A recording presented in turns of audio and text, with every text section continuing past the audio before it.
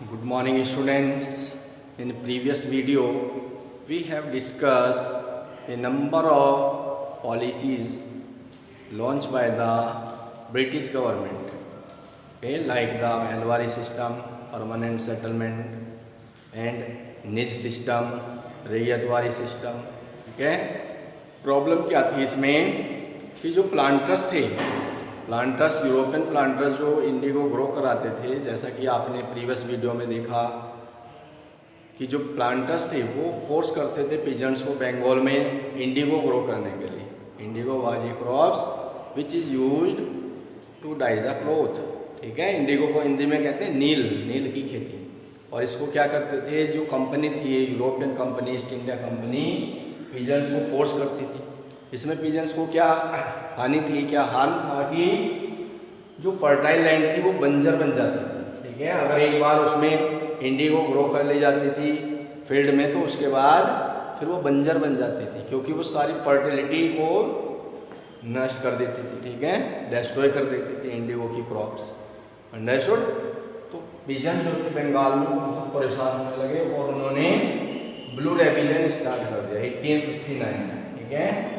1859 में ये सारे जो पिजन्स थे एक साथ होकर वो ब्रिटिश के अगेंस्ट उन्होंने ब्लू रिवॉल्यूशन स्टार्ट किया.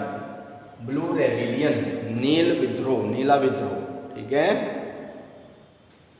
अंडरस्टूड.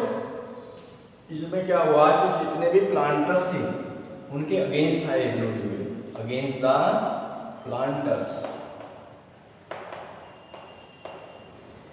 जो प्लांटर्स थे, क्योंकि प्लांटर्स जो थे वो पिजन्स को फोर्स करते थे इंडिगो ग्रो करने के लिए. अंडरस्टूड. अब इन्होंने क्या किया, एकजुट होकर सबने प्लांटर्स के अगेंस्ट ये रेबिलियन स्टार्ट कर दिया, विद्रोह शुरू कर दिया. इसमें जो प्लांटर्स थे उनको रेंट देने से रिफ्यूज कर दिया पिजन्स ने कि आज के बाद हम कोई रेंट नहीं देंगे, क्योंकि जो प्लांटर्स थे पहले एडवांस दे देते थे और फिर उनसे जो इंडिगो होती थी उसको फ्री में ही खरीदते थे बहुत लो कॉस्ट पर, और उसको हाई प्राइस पर यूरोपियन मार्केट में एक्सपोर्ट करते थे. अंडरस्टूड. पिजन्स ने जो गोमस्ता थे, गोमस्थाज, किसको कहा है, गोमस्थाज, जो एजेंट्स थे प्लांटर्स के. ठीक है. जो प्लांटर्स के एजेंट थे, पिजन से सामान खरीदते थे और कंपनी को देते थे. ठीक है. वो एजेंट्स थे, प्लांटर्स के एजेंट, उनको गोमस्ता कहा जाता है. तो जो एजेंट्स थे उनको पीटा गया. ठीक है. और जितने भी इंडिगो के फील्ड थे, वहाँ पर फैक्ट्री थी इंडिगो की, ठीक है, बंगाल में, वहाँ पर उसमें फायर लगा दी गई, आग लगा दी गई. अंडरस्टूड. जो पिजन्स थे उन्होंने इंडिगो की फैक्ट्री को आग लगा दी, गोमस्ता को पिटाई की उनकी. ठीक है. जो गांव में जाते थे, गोमस्ता agent of the planters. Understood. और जो इस रिवोल्ट में महिलाएं जो थी उन्होंने भी साथ लिया. ठीक है. जो वोमेन्स थी उन्होंने भी विद्रोह में भाग लिया, पार्टिसिपेट किया. दूसरे पिजन्स ने देखा कि जो जमींदार थे बंगाल में, जो जमींदार थे, ठीक है, जमींदार एंड हेडमैन, मुखिया, उन्होंने भी इनका साथ दिया, क्योंकि वो भी उन प्लांटर से एंग्री थे, नाराज थे, हेडमैन और जमींदार. इन्होंने पिजन का साथ क्यों दिया, क्योंकि वो प्लांटर से नाराज थे. प्लांटर उनको फोर्स करते थे कि उनको जो लैंड है वो बहुत लंबे समय तक लीज पर दें. अंडरस्टूड. तो इसलिए जमींदारों ने भी साथ दिया. सबने मिलकर एक साथ यूरोपियन जो कंपनी थी, ईस्ट इंडिया कंपनी, इसके अगेंस्ट रेबिलियन स्टार्ट किया.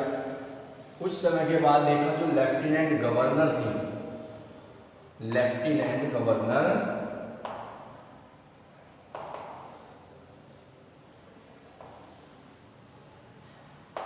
उनका नेम था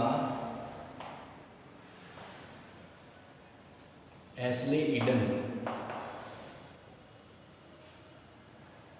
एस्ले ईडन. इन्होंने क्या किया कि इन्होंने भी पिजन से बात किया और इन्होंने जो रानी क्वीन विक्टोरिया थी उसको एक लेटर लिखा. ठीक है. जो भी वहाँ सिचुएशन थी बंगाल में, प्लांटर्स किस तरह से जो पिजन्स थे उनका शोषण कर रहे थे, ठीक है, उनको फ्लाइट कर रहे थे। अंडरस्टूड? तो इसके बारे में इन्होंने लिखा क्वीन विक्टोरिया को, और बाद में क्वीन विक्टोरिया ने एक कमीशन भेजा जिसका नेम था इंडिगो कमीशन।